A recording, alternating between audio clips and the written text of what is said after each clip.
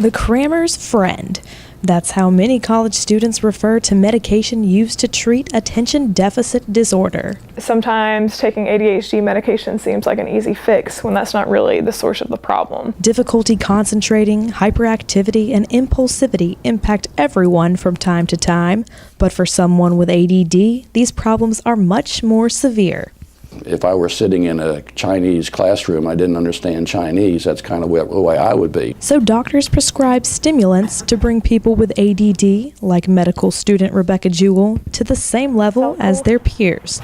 But when people without the disorder take this medicine, she says the effects are much different. It's like speed, and they can just hone in and focus on one thing, like writing a paper or studying for a final exam without ever even coming up for air. But how do non-prescribed people get this medicine?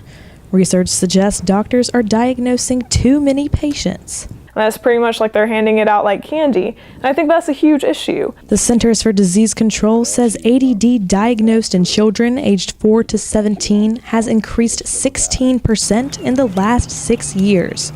But clinical professor of pediatrics, Dr. Charles Wilson, says healthcare providers are doing all that they can to prevent misdiagnosis. I'm not going to put kids on medicine just to do well at school. That's the teacher's job to make them do well at school. A study published in the Diction Journal says that as many as 25% of college students take stimulants like these that they aren't prescribed for.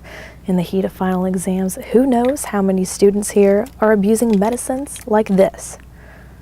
It's really a bad idea to take that for a test because you may do a lot worse on it, or you may harm yourself, or maybe something a lot different.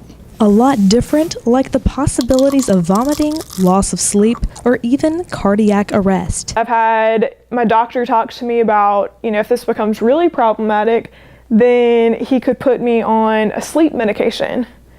So then I would be taking something to get up in the morning and concentrate, and then taking something else to go to sleep at night. So the moral of the story is?